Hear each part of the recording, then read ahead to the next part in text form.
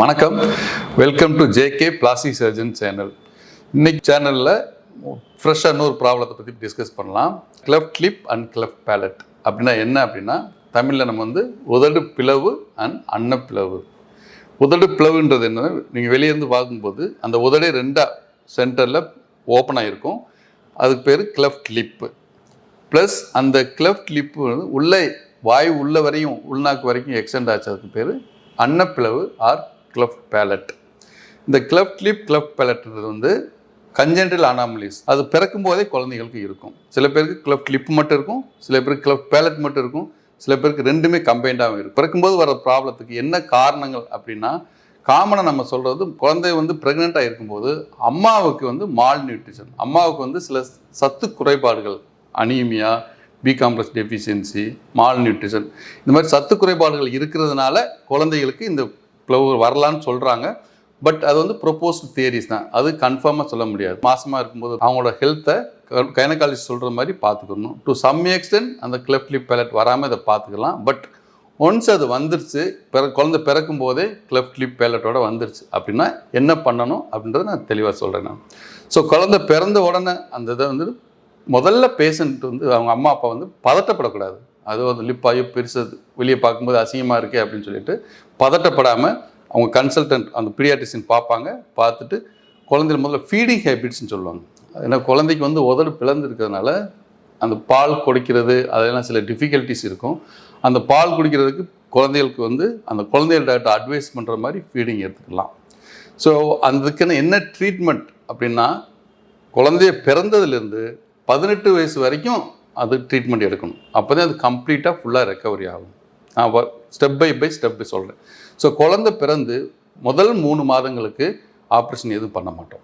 அந்த குழந்தைகளுக்கான feeding support, அந்த குழந்தை ஆப்ரேஷன் பண்ணுறதுக்கான தாங்குகிற சக்தி எல்லாம் வருதான்னு வெயிட் பண்ணணும். யூஸ்வலாக 3 மாதம் ஆகும். 3 மாதத்தில் அந்த கிளெஃப்ட் லிப்புக்கு ஆப்ரேஷன் பண்ணுவோம். கிளெஃப்ட் லிப்புக்கு என்ன ஆப்ரேஷன்னா, மயக்க மருந்து கொடுத்து அந்த கிளெஃப்ட் லிப் ரெண்டையும் க்ளோஸ் பண்ணி சூச்சர்ஸ் போட்டுருவோம். இது 3ஆவது மாதத்துலேயே பண்ணணும். 3 மாதத்தில் பண்ணி முடிச்சுட்டு திருப்பி அதை ஆப்ரேஷன் பண்ணி முடிச்சு தையல் பிரிச்சுட்டு குழந்தைக்கு ரெகுலராக பண்ணலாம்.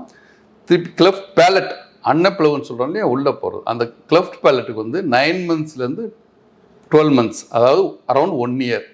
1 இயரில் அந்த கிளெஃப்ட் பேலட்டுக்கும் சர்ஜரி பண்ணணும். அந்த கிளெஃப்ட் பேலட் சர்ஜரின்றது வாய்க்கு உள்ள இந்த லிப்பில் இருந்து உள்நாக்கு வரைக்கும் இருக்கும். அது ஸோ உள்ளே ஃபுல்லாக இருக்கும். அதுக்கு அது பேலட் சர்ஜரின்னு சொல்லி அந்த cleft palate surgery 9 months to 1 இயரில் பண்ணணும். இது ரெண்டும் கரெக்டாக பண்ணிட்டோன்னாவே இந்த டிஃபார்மிட்டின்றது மூடிடும். வெளியே இருக்க பிளவு மூடிடும், உள்ளே இருக்க பிளவு மூடிடும்.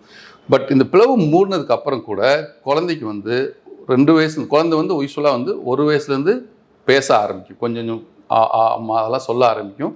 அந்த 1 வயசுலேருந்து 3 வயசு வரைக்கும் பேச்சு பயிற்சி ரொம்ப ரொம்ப முக்கியம். அந்த குழந்தைய ப்ராக்டிஸ் பண்ணி பண்ணி பண்ணி நார்மலாக பேச வைக்கணும். அந்த பேச்சு பயிற்சி பண்ணி நல்லா நார்மல் பேச்சுக்கு கொண்டு வரலாம்.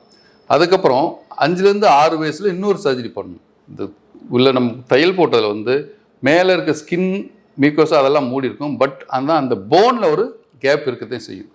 அந்த போன் கேப்பை ஃபில்லப் பண்ணுறதுக்கு 7 வயசில் ஒரு ஆப்ரேஷன் இருக்குது. அதாவது வயிற்றுலேருந்து சின்னதாக ஒரு போன் எடுத்து அந்த உதட்டுக்கு இடையில வச்சுருவோம். அப்போ தான் போன் கேப்பு ஃபில்லப் ஆகும். அது வெளியே வர்ற பல்லும் நல்லா நார்மலாக வளரும். இது தவிர இந்த உதடு பிளடு கூட அது கூட சேர்ந்து மூக்கும் கொஞ்சம் டிஃபார்ம்டாக இருக்கும். மூக்கு கொஞ்சம் சப்பட்டான மாதிரி இருக்கும்.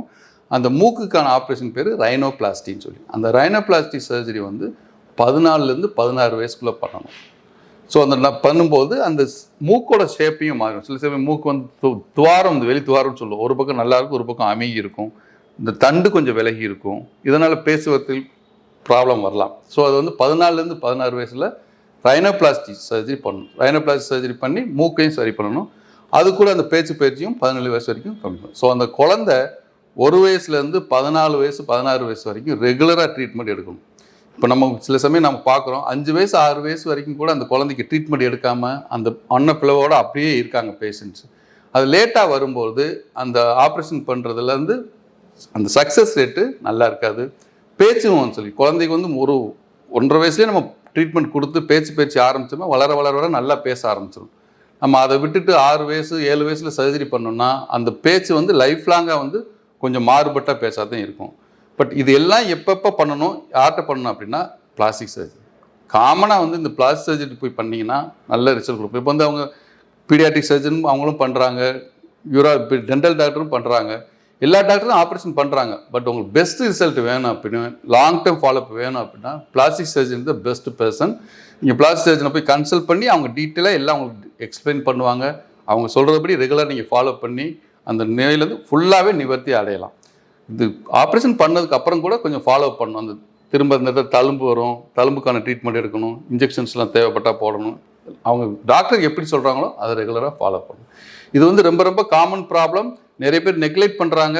ஆனால் இது வந்து ஆப்ரேஷன் பண்ணி ஃபுல்லாக சரியாகணுன்ற ஒரு நாலேஜ் எல்லாருக்கும் போகணுன்றதுனால இந்த வீடியோவோட எய்மே. ஸோ இதை பற்றி கிளெஃப்ட் லிப் பேலட் பற்றி இன்னும் உங்களுக்கு நிறைய சந்தேகங்கள் ஏதாவது இருந்தால் நீங்கள் கமெண்ட் பாக்ஸில் போடுங்க.